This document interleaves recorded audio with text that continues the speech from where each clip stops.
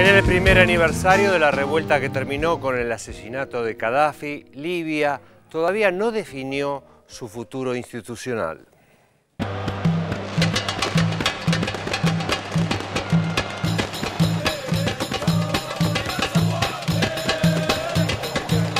El 20 de febrero de 2012 se cumplió un año de la revuelta popular en Libia, que comenzó como parte de las rebeliones en el mundo árabe hasta que fue convenientemente cooptada por Estados Unidos y sus aliados de la OTAN para derribar a Muammar Gaddafi y asegurarse el control del país con las mayores reservas petrolíferas de África.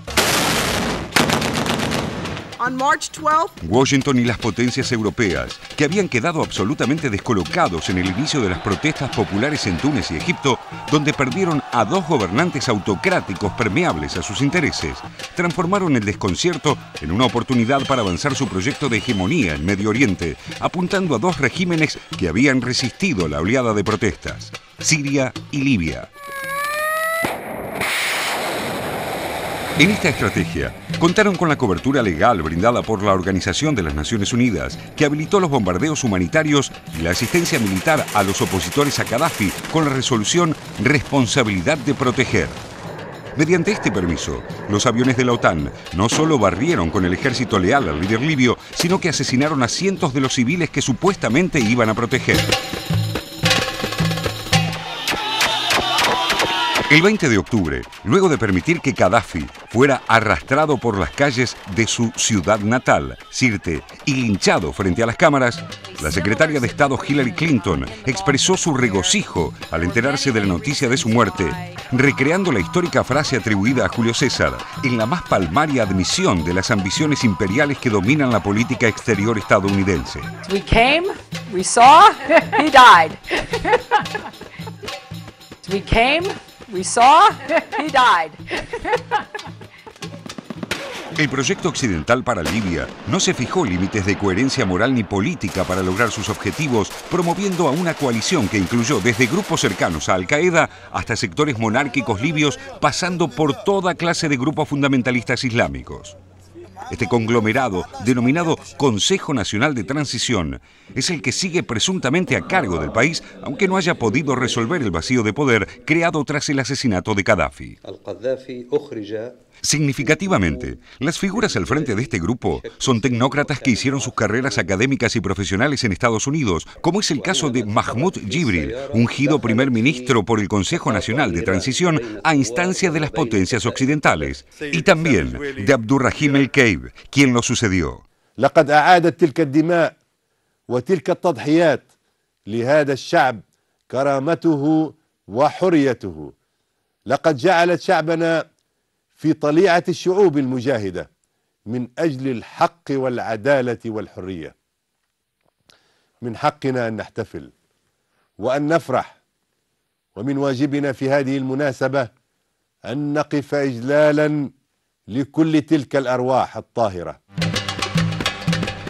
La institucionalización del país debería empezar el 23 de junio de 2012, cuando se celebren comicios para elegir a los integrantes de una conferencia pública nacional, que tendría a su cargo redactar una nueva constitución, que luego sería sometida a referéndum y, en caso de ser aprobada, podría conducir a elecciones generales en 6 meses.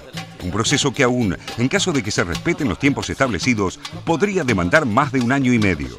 Pero lo que ocurre mientras tanto solo multiplica las dudas de que se cumplan los plazos. El primer ministro y su Consejo Nacional de Transición no controlan realmente la totalidad del territorio libio, en el que reinan numerosas bandas armadas conducidas por señores de la guerra. En muchos casos, estos grupos responden a las lealtades tribales características en varias regiones del país y en otros, simplemente, al rédito económico y político que pueden obtener de la anarquía reinante, torturando, saqueando y asesinando a discreción.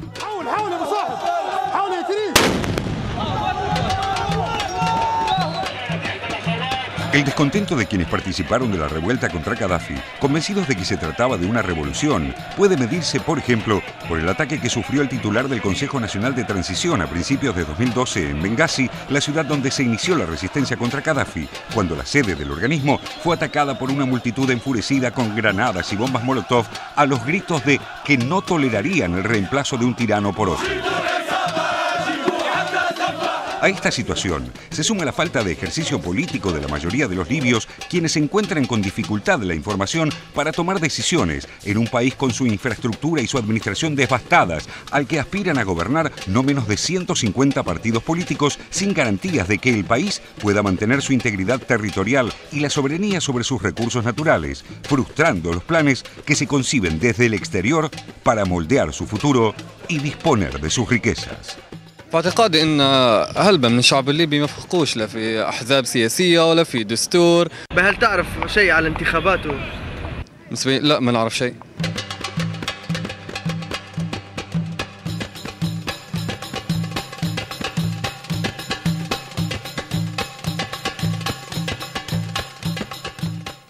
Hay dos temas del informe que me parece muy interesante para rescatar y repensar. Uno tiene que ver con justamente cómo a partir de este levantamiento popular, el aprovechamiento que hicieron los países centrales, en parte para, en mi opinión, para instalar un código ético nuevo que tiene que ver con esto de la protección, entre comillas, a los civiles mientras están bombardeando o, digamos, tratar de sacar al tirano cuando en realidad es, me parece, la vieja injerencia imperialista en los países, ¿no? Digamos, está, me parece, a partir de estos levantamientos en África del Norte y en Oriente Medio, instalando una nueva ética occidental, que de alguna manera deja de lado las leyes internacionales. Y el otro tema que me parece interesante también, que lo señala el informe, es el de la integridad territorial, porque justamente estaba hablando hace unos días con Marcelo Cohen, que es un especialista en Derecho Internacional de Ginebra, un argentino. Era por el tema Malvinas, no era este tema, pero él hablaba, me explicaba cómo la Yugoslavia se había partido en 6 países pequeños, también Checoslovaquia, que se aceptó a Sudán del Sur como nuevo pequeño país, que Libia probablemente pase lo mismo, se divida en 3, o Siria se divida en 3, y cómo estos microestados que no llegan ni a tener el PBI de una empresa multinacional más o menos importante, pierden toda posibilidad de negociación, digamos. Él decía, Yugoslavia hubiera sido un país interesante en la Europa central o en la Europa oriental, mientras que estos 6 paisitos no tienen ninguna fuerza negociadora frente a estos países centrales. Me pareció que era interesante como planteo para pensarlo, ¿no? Es que yo creo que lo que vos decís tiene que ver con el hecho de que a mi juicio hay como 2 agendas. Hay una agenda que es la del levantamiento popular. La gente que se levanta de manera pacífica primero, después en el caso de Libia, Siria o Yemen puede recurrir a las armas porque tiene problemas internos. Y después está la agenda de estos países, Estados Unidos, Europa, que es completamente diferente, que obviamente no responde ni a los intereses populares, ni a favor de la democracia, es su agenda. A veces esas 2 agendas van por caminos separados y a veces esas 2 agendas se unen. Y entonces ambos discursos pueden coincidir en contra de la figura gobernante, y los que están adentro creen que efectivamente reciben el apoyo de las grandes potencias porque los va a beneficiar, cuando en realidad los de afuera tienen una agenda completamente diferente. Para los que se levantaron en Libia en un primer momento, que estaban en contra de Gaddafi, el tema de si los chinos van a tener empresas manejando el petróleo, si va a ser una empresa francesa, una empresa italiana o norteamericana, era irrelevante. Ahora, para las empresas europeas o norteamericanas, era muy importante aplazar a los chinos y a los rusos y entrar ellos. Ahí es donde aparece claramente la diferencia de agenda, cuando cae el régimen, cuando se demuestran cuáles son los intereses de uno y otro y donde se produce la confrontación. Los de adentro no son homogéneos. No, encima digamos, son múltiples agendas, son por muchos supuesto. sectores, algunos de ellos muy aliados a los de afuera. Sí, yo creo que en su minoría, pero y claro, porque terminan recibiendo el apoyo de ellos. ¿Con quién se van a aliar? Si están luchando en contra de un gobierno y vienen otros con dinero, con armas, a apoyar, obviamente los reciben en la mayoría de los casos. Claro, que a veces no coincide con ese afán democrático de ese primer levantamiento. Bueno, ¿no? fue lo que pasó en Libia. En un primer momento ellos decían, no queremos ayuda extranjera, no queremos intervención extranjera, y la terminaron avalando.